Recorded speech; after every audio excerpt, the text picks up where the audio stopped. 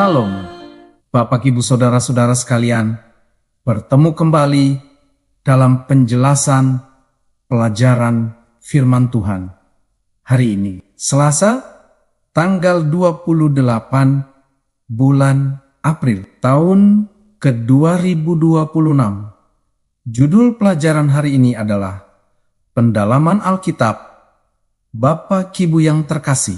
Pelajaran hari ini menekankan bahwa setiap orang percaya dapat mempelajari Alkitab secara mendalam tanpa harus menjadi seorang ahli teologi, asalkan memiliki sikap hati yang benar dan metode yang tepat dalam mendekati firman Tuhan.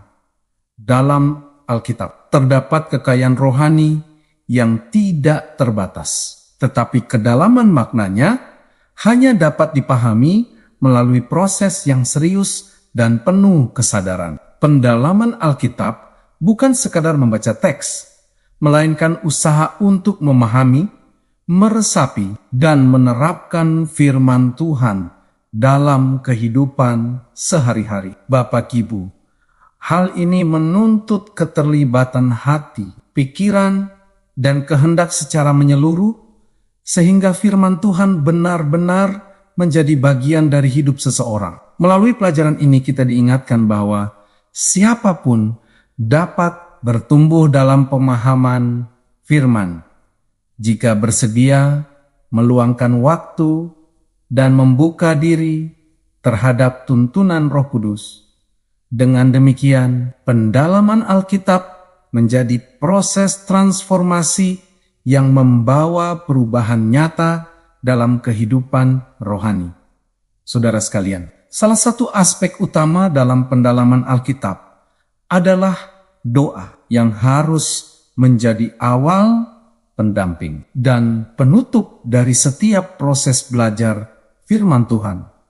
Ellen G. White menegaskan bahwa mempelajari Alkitab tanpa doa berarti mengabaikan kehadiran Roh Kudus yang seharusnya menjadi penuntun utama dalam memahami kebenaran. Ketika seseorang berdoa sebelum membaca firman Tuhan, ia mengundang Allah untuk membuka pikirannya dan melembutkan hatinya agar siap menerima kebenaran. Saudara, Roh Kudus bekerja untuk menolong manusia memahami hal-hal yang sederhana sekaligus melindungi dari kesalahan dalam menafsirkan bagian yang sulit. Doa juga membantu menyingkirkan gangguan dan memberikan fokus yang lebih dalam selama proses pembelajaran. Tanpa doa,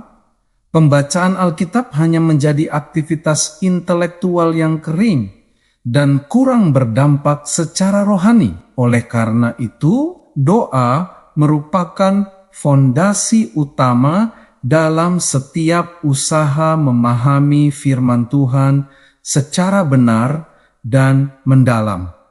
Bapak Ibu sekalian, selain berdoa, menulis juga penting sebagai langkah kunci yang membedakan antara membaca biasa dan mempelajari Alkitab secara mendalam. Menulis membantu seseorang memperlambat proses berpikir sehingga ia dapat merenungkan firman Tuhan dengan lebih serius dan terarah. Ketika seseorang menuliskan ayat atau pemikirannya, ia sedang memproses firman Tuhan dari tingkat pemahaman intelektual menuju pengalaman yang lebih personal dan aplikatif. Bapak Ibu, dalam kitab Mazmur 119 ayat 15 dan 16 ditegaskan pentingnya merenungkan firman Tuhan agar dapat menyimpannya dalam hati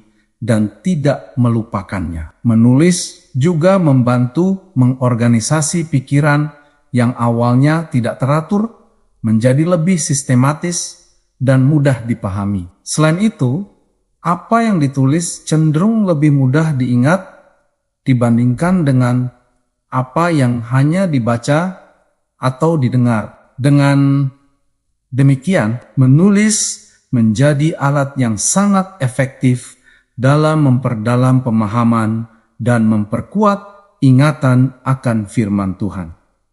Saudara-saudara, kita didorong untuk membagikan apa yang telah dipelajari kepada orang lain sebagai bagian dari proses pendalaman firman Tuhan yang utuh dan bermakna. Ketika seseorang membagikan pemahaman yang diperolehnya, ia tidak hanya memperkuat ingatannya sendiri, tetapi juga menjadi saluran berkat bagi orang lain. Proses berbagi ini membantu memperjelas pemikiran dan memperdalam pemahaman. Karena seseorang harus mengungkapkan kembali apa yang telah dipelajarinya dengan kata-kata sendiri. Selain itu, saudara, berbagi firman Tuhan dapat menguatkan iman orang lain dan menciptakan komunitas yang saling membangun secara rohani. Pendalaman Alkitab tidak dimaksudkan untuk disimpan sendiri, tetapi untuk dibagikan sebagai bagian dari misi rohani. Dengan demikian, belajar firman Tuhan menjadi aktivitas yang berdampak luas. Tidak hanya bagi diri sendiri, tetapi juga bagi sesama. Hal ini menunjukkan bahwa firman Tuhan memiliki dimensi pribadi sekaligus sosial dalam penerapannya. Bapak Ibu terkasih, ada metode praktis yang sederhana namun efektif untuk mempelajari Alkitab secara sistematis dan mendalam. Metode ini dimulai dengan doa, kemudian memilih satu ayat atau bagian tertentu, lalu menuliskannya untuk membantu fokus dan pemahaman. Setelah itu, ayat tersebut dibaca ulang dengan doa sambil menandai gagasan utama yang muncul dari teks tersebut. Bapak Ibu, langkah berikutnya adalah menuliskan makna dari gagasan tersebut secara pribadi, sehingga firman Tuhan menjadi relevan dengan kehidupan sehari-hari. Kemudian, gagasan tersebut didoakan kembali agar dapat diterapkan dalam hubungan dengan Allah secara nyata dan konsisten.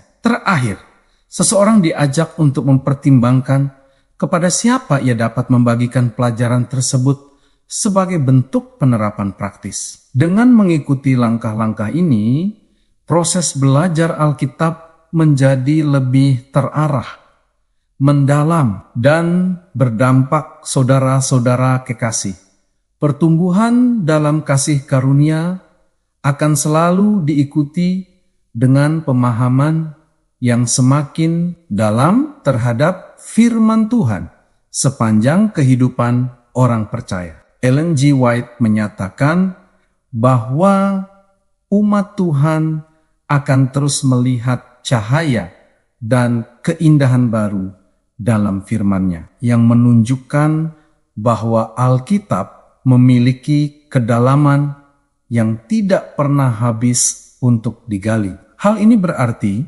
bahwa belajar Alkitab adalah perjalanan seumur hidup yang terus berkembang dan tidak pernah selesai. Dalam kitab Mazmur 119 ayat 105, firman Tuhan digambarkan sebagai pelita bagi kaki dan terang bagi jalan, yang menegaskan perannya sebagai penuntun hidup manusia. Semakin seseorang mendalami firman Tuhan, semakin jelas arah hidup yang ia jalani sesuai dengan kehendak Allah.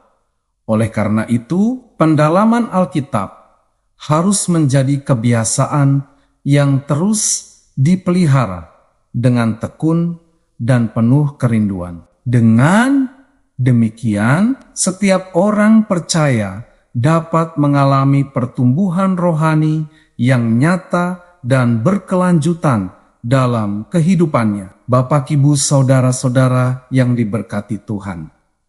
Demikian penjelasan pelajaran firman Tuhan untuk hari ini. Sampai bertemu pada pelajaran yang berikutnya. Tuhan memberkati kita semuanya.